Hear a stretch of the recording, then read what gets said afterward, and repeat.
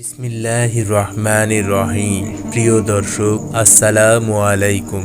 বন্ধুরা, আপনার মনের আশা কি কোনোভাবেই পূরণ হচ্ছে না? বিপদ আপদ কি আপনার পিছু ছাড়ছে না? আপনি কি অভাব অনটনে পড়ে গেছেন? নিজের লক্ষ্য, উদ্দেশ্য ও স্বপ্ন পূরণ করতে অনেক চেষ্টা পরিশ্রম করেও কিছু করতে পারছেন না? তাহলে এখনই আমাদের কোরআনের এই সূরাটি একবার শুনুন। এটি এমন একটি সূরা, এক দিক দিয়ে আপনি সূরাটি শুনবেন আর ওই দিক দিয়ে আপনার বিপদের সকল বাধা দূর হয়ে যাবে, সাথে সাথেই মনের আশাগুলো পূরণ করতে শুরু করবে। প্রিয় বন্ধুরা, মনের এমন কিছু আশা যেগুলো কোনোভাবেই পূরণ হচ্ছে না, ওই আশাগুলোকে পূরণ করতে সূরাটি আপনি পরিপূর্ণ শেষ পর্যন্ত শুনেই দেখুন। ইনশাআল্লাহ 1 ঘন্টার মধ্যেই সুসংবাদ পাবেন।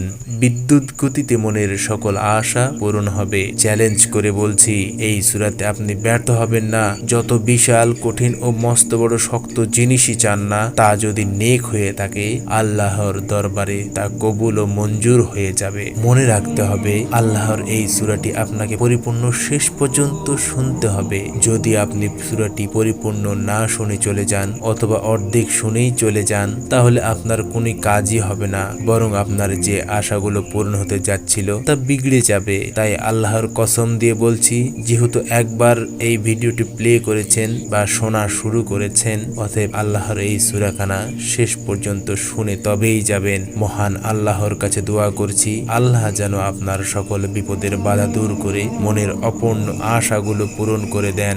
আমিন। কমেন্ট বক্সে আমিন লিখে আপনিও দোয়াতে শরীক থাকুন, কেননা কে জানে কার দোয়া কখন কবুল হয়ে যায়। তাহলে চলুন সূরাটি শুনে নেওয়া যাক।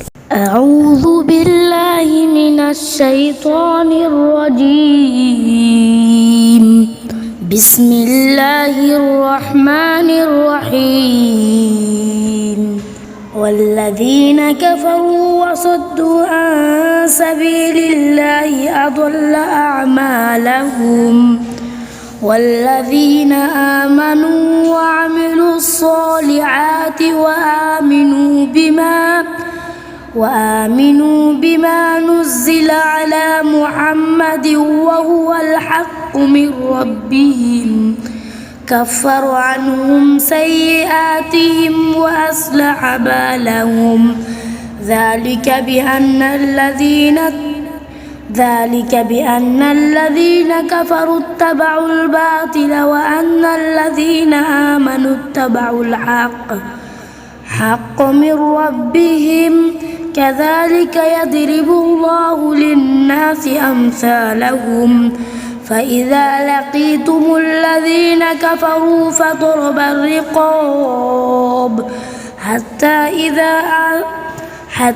إذا أثخنتموهم فأشدوا الوثاق، فإما منا بعد وإما فداء حتى تضع الحرب أوزارها. ذلك لو يشاء الله لانتصر منهم ولكن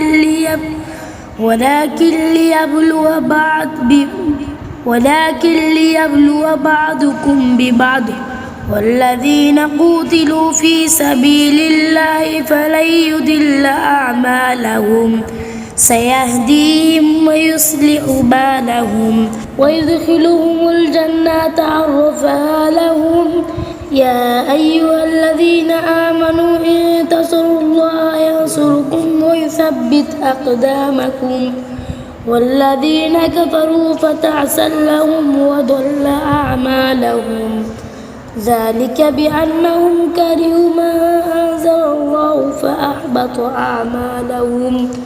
أفلم يسيروا في الأرض فينظروا كيف كان عاقبة الذين من قبلهم. دمر الله عليهم وللكافرين أمثالها. ذلك بأن الله مولى الذين آمنوا وأن الكافرين لا مولاهم. صدق الله العظيم.